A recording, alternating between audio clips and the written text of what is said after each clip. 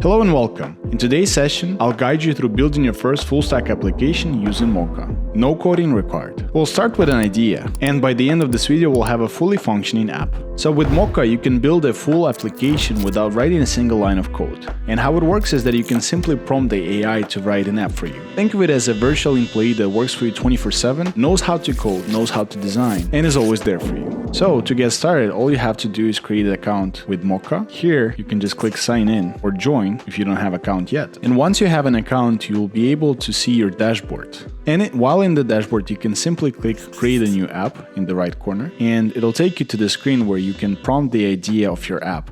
And the more information you give to AI, the better it'll be. So here you can also see some inspiration, some templates, or some prompting help. And if you have the idea already in your mind, you can also attach screenshots. Let's say it could be a Figma, maybe a screenshot of a similar app, or your own drawing. And in this video, we'll try to build our own inventory management system that'll be fully functioning, where we can connect it to database, add products, see our stock, and much more. So to get started, I'll simply say I want a web app inventory management system where we will have the following features. So I've prepared a list here of what I want, and what I want is for users to be able to log in. I want to have a database with products and stock levels. I want to have add and remove inventory button. I also want to have automatic low stock info alerts. I want to have simple purchase order generator and dashboard with charts. So before I click start, I can choose if I want my app to be public, so anyone inside of the Mocha community can see it, or if I want it private,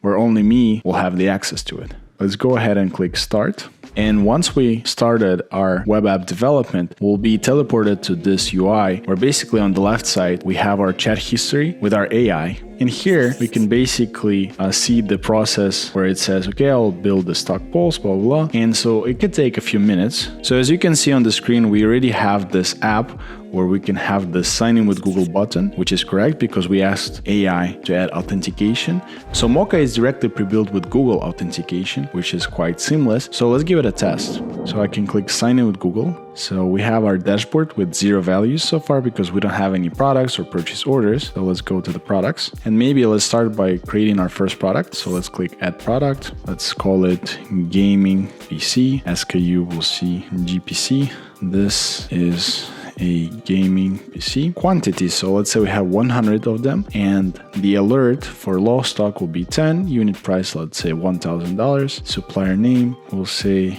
Google. Product category, we'll say PC. Let's add a product, and as you can see, it was able to add it. So we can have categories here already. That's pretty cool. We can, I'm guessing, can edit the product directly from here. We can search for the product, but for that, we'll probably need to create one more. And we can also try to explore the purchase orders. So let's see how it works. Let's try to create an order. Supplier name, we'll say Big Tech Corp. Order date. We can add additional notes. We can select the products. So as you can see, it was able to preload our newly created product directly here. So we can select our gaming PC. How many do we want? Let's say 2.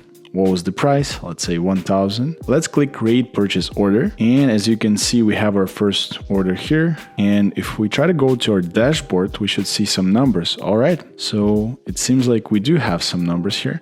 We have one total product. We have low stock item 0. We have inventory value with slightly broken design here. But the cool part is that we can always ask Mocha to fix it. And we have one category. We have product distribution, which is one PC. We have inventory by category. All right, so that's pretty cool. So a few things that I want to change directly here is it looks like we are not able to update the status for purchase order. So that is one thing. The second thing we want to fix is the inventory value. Okay, so what I'll do is I'll just copy this and I'll say, hey, can you please fix the inventory value number so it doesn't break the design since the dollar icon is out. Like in this example, I'll just copy the number. So you want to explain the issue as you would do to your, let's say, programmer. And the more descriptive you can be, it is the better. So the second thing that I wanted to change is I want to add the status changes drop down for the purchase orders. So we can set it up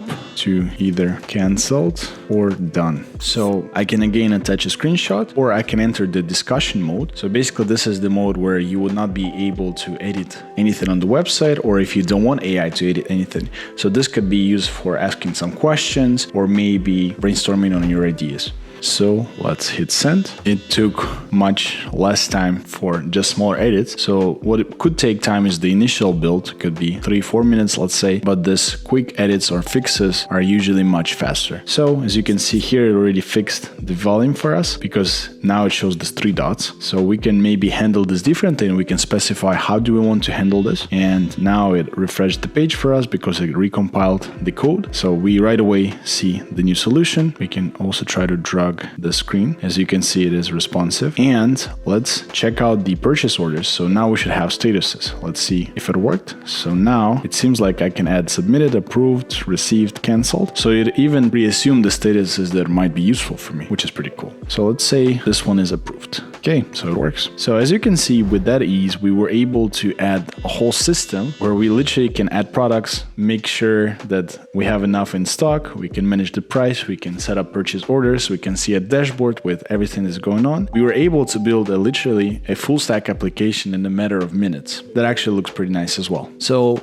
now that we have this application, let me walk you over through some of the other parts of the UI that we haven't touched yet. So as you understand, on the left side, we have this chat where we can talk with Mocha AI, and it will be able to update the website for us. But so I can also toggle this chat panel here, and that gives me this more of the full width preview of the platform. But let's bring it back for now. As you can see, this is the left side, and everything that is related to it is more to add a screenshot, turn the discussion mode. So it is related to your changes. But what about the right side? So here on the right side, we have items that are similar to the browser, where we can refresh the page, we can try to go back to the home page, go back, or change the URL, or see which URL is being used. On the right side, we also have this icon, which is the toggle direct edit mode, where we can basically select an item here on the page, like inventory value. I can click and I can change it directly from here, which is pretty cool. What else is cool is that we can see logs. This is mainly useful if there are some severe bugs, or if you're a developer and you want to see what's going on in the console. We also have this full screen mode where you can preview your app in the full screen, which could be again very useful for testing, because sometimes you don't want to test in the smaller window. We also have this mobile version, so you can preview how responsive it is, if anything needs to be fixed on the mobile. So for example, here on the mobile, I noticed that we are missing the menu, and we want AI to specify that, hey, we actually want to have a menu, because it looks like we only have this logo button.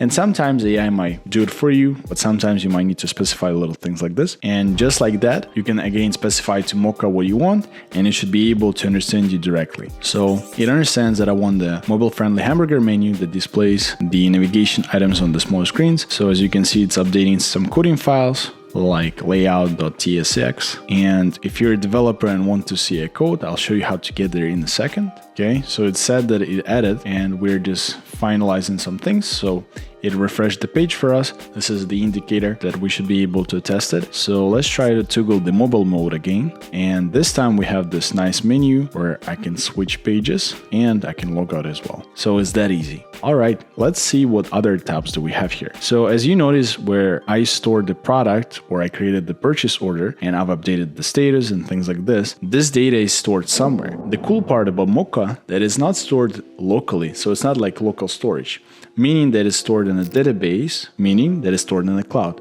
So it is accessible for multiple people on multiple devices, and it works just like any other professional app. And if you're a professional developer and want to see how it generally works under the hood, or if you want to add some tweaks, you can enter the second tab, which is the code. And here you can see some of the files, like React files and stuff like this. And you can literally choose a component like product model, and you can tweak it from here directly with code. So coming back to the database topic, we have this data tab. This is where our product, our users, and things like this are stored. So how it works is that on the left side, you can see that we now have AI generated tables. So Mocha is smart enough to understand which tables you might need for your product. So we prompted it with saying that I want some products, I want the purchase orders and things like this. So it went ahead and created users table where we can see our user, that is me, that is signed in right now. We also have our products. So this is where our gaming PC is being stored. And as you can see, AI was able to generate column names like user ID, name, SKU, description. So it generated everything for us. And we can edit, delete it from here. We can add records directly here. We can see purchase order items. We can see purchase orders, stock transactions, and stuff like this. We also have two different modes, development and production. So development is when you're testing your app here in the build tab and you want your data to be stored in the development mode and you don't want, let's say, your real users to see it while you're testing new functionality. And the last tab that I want to show you is the settings. So in the settings, we can add this description to our product, we can rename our project, we can change the visibility from here, we can show the watermark, or we can view how our link is seen on social media and other platforms. We can also go to assets, and here under assets, we can upload like extra images or maybe some database of things. Publishing. So this is where we can publish our app besides the bottom at the right corner. So here we can set up a domain, let's say Mocha test, and I can just hit publish from here. So let's hit publish and publish our app. And just like that, our app was published under Mocha subdomain. We can obviously add our own domain later if you want. And so let's copy the link and try to open this in the new tab.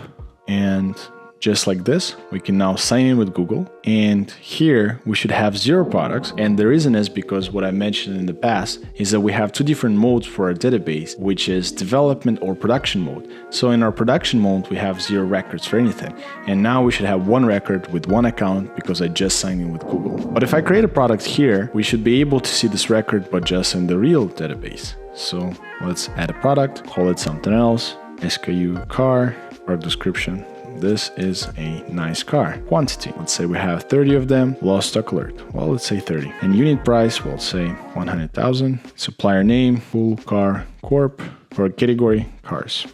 Add a product, and because I set the stock to be 30 and the stock alert to be a 30, we now see this alert, which is again correct. So if we go to dashboard here, we should have this low stock alert, which could be useful for many businesses. And we can take one step back and go back to our data tab. In here, if we switch our mode from development to production, since now we published our app, we can see the real data now. So if I go to products, I should be able to see our nice car here. And if I switch back to development, which is accessible through the build tab, you should be able to see our gaming PC. So it's that easy. Let's go back to settings. Here, if we keep on moving, we have the secrets tab. So secrets tab is useful for things like storing API keys for services like OpenAI. Let's say you want to build your own AI product with integration to OpenAI, which is basically ChatGPT, and you want to store your key in the safe place. So this is that safe place, okay? Then we have this Google sign-in tab. So here is where you can set up your own credentials for Google. So by default, if you have any authentication in your app and you want the users to authenticate through Google, then they will be able to sign in using Mocha. But if you want your logotype to be there, this is fine. You can put your credentials here. But if you don't want to put your own credentials, this is also fine, and you can just use default credentials from Mocha. We also have this knowledge tab. And here is where you can put some information that will be useful for AI throughout the whole project. Maybe some facts about your business or something that you want AI to keep in mind every single time you chat with it. Then we also have this domain tab where you can link your own domain instead of using the subdomain from publishing tab. You can also click on the 3 dots, download the code base, duplicate the project, or restart the sandbox in case there is some bug and you want to test it out here in the build tab. So as you can see, it's very important to have the right prompt, and the more information you feed to the Mocha AI, the better your web app will look like. And it's also okay not to have the initial prompt to be perfect. You can always add things as you go. So your imagination is the limit here. And I would encourage you to try to start your own project and build something cool and useful using Mocha. And I hope this video was useful for you. So thank you for watching, and I'll see you in the next one. Peace.